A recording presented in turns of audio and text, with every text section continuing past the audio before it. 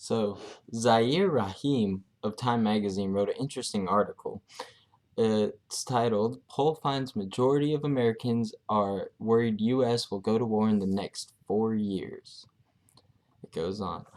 A new poll found that 66% of Americans are worried about the U.S. becoming involved in another war in the next 4 years. Of that number, 36% surveyed were very worried about the prospect, and the other 30% are somewhat worried, according to an NBC News and SurveyMonkey poll.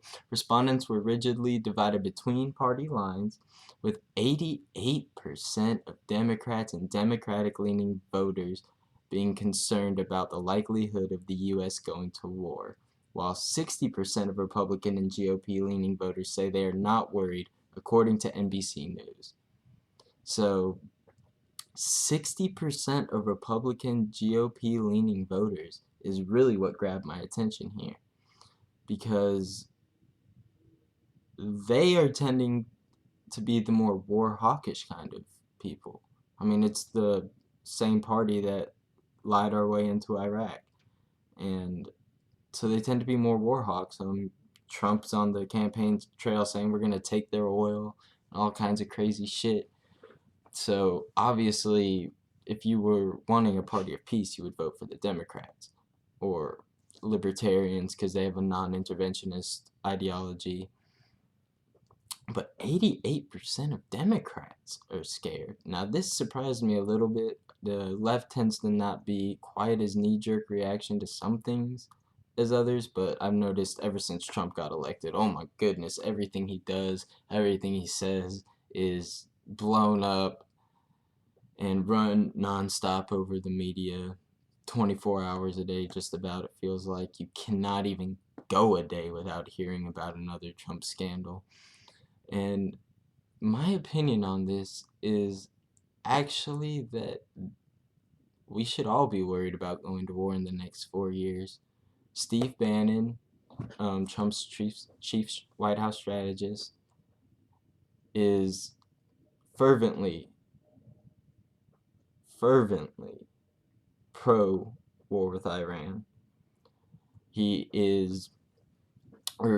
Trump has sworn allegiance to Benjamin Netanyahu, the Israeli prime minister, saying that he'd do whatever it takes to defend Israel, giving a very weak milquetoast type wag of the finger to Netanyahu during a press conference saying to slow down on the settlements.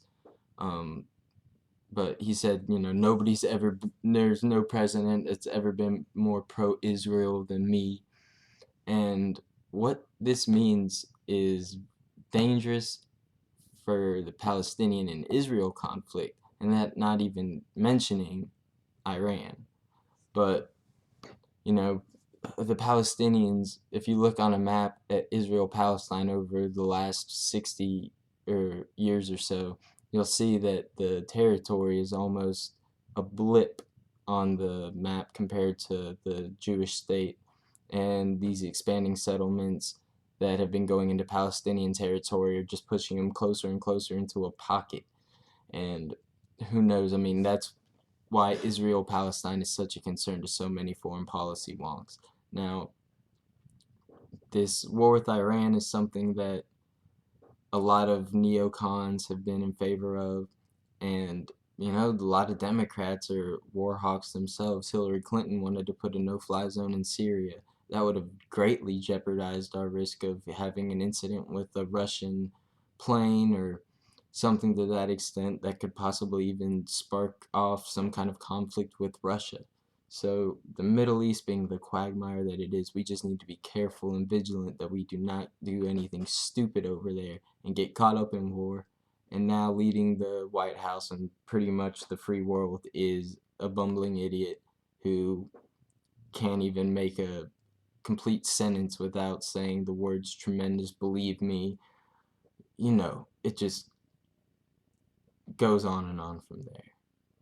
But he's also, to an extent, not the one who's going to be making all of these shots. He's not going to be calling a lot of them. Mike Pence, he's, for all intents and purposes, going to be the president Um, the reason I say that is because, I mean, you look at what happened to that Jewish cemetery after it was vandalized.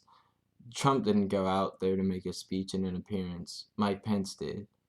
When Pence went to meet with the UN and discuss the Trump administration's policies, Trump stayed at home.